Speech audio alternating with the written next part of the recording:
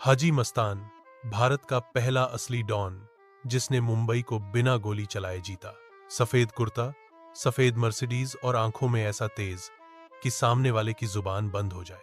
वो तस्कर था, लेकिन कभी खुद हाथ नहीं उठाता था, क्योंकि उसके लिए शहर की पूरी पुलिस खुद खड़ी हो जाती थी। नाम था हाजी मस्तान मिर्जा, एक ऐसा डॉन जिसने बिना एक भी गोली चलाए मुंबई पर राज किया। बचपन और गरीबी। हाजी मस्तान का जन्म 1926 में तमिलनाडु के कुडलोर जिले में हुआ था।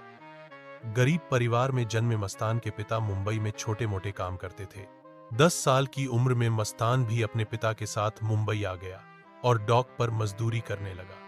वो घंटों बंदरगाह पर जहाजों को आता जाता देखता रहता और फिर धीरे धीरे समझ गया कि यहाँ असली खेल तस्करी का है, जहां सामान छुपकर आता है और रातों रात लोग करोड़पति बन जाते हैं। तस्करी की दुनिया में खतरनाक एंट्री। 1950 और 60 के दशक में मुंबई के बंदरगाह पर उसका नाम फैल चुका था।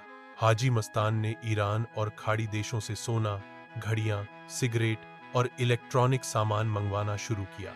उसका नेटवर्क इतना मजबूत हो गया कि कई बार कंटेनर बिना चेक हुए सीधे बाहर निकल जाते। एक बार कस्टम अधिकारियों ने उसकी एक बड़ी स्मगलिंग जब्त कर ली।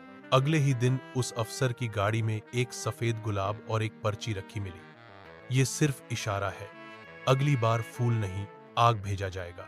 उसके बाद कोई अधिकारी हाजी मस्तान के कंटेनर की तरफ देखने की भी हिम्मत नहीं करता था। अंडरवर्ल्ड में पहली गोली पर उसने नहीं चलाई। हाजी मस्तान का उसूल था, दिमाग से राज करो, हथियार से नहीं।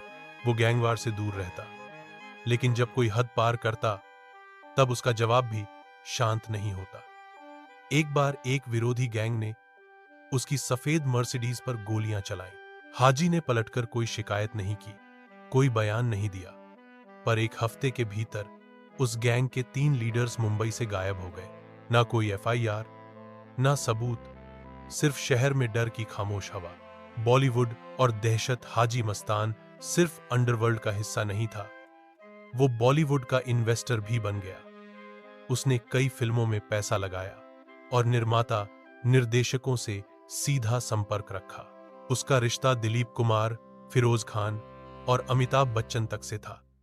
कहा जाता है कि फिल्म दीवार में अमिताभ बच्चन का किरदार हाजी मस्तान की ही छवि पर आधारित था। जब वो किसी फिल्म पार्टी में आता था तो सबसे पहले स्टार्स खड़े हो जाते थे। सरकार से सीधा टकराव। 1970 के दशक में सरकार ने तस्करी पर शिकंजा कसना शुरू किया। इससे तंग आकर हाजी मस्तान ने खुलेआम कहा, अगर सरकार मेरी कमाई छीनना चाहती है तो पहले मेरी लाश से गुजरना होगा। लेकिन वक्त के साथ अंडरवर्ल्ड बदलने लगा। दाऊद जैसे गैंगस्टर आए जिन्होंने हिंसा और खून खराबा शुरू किया।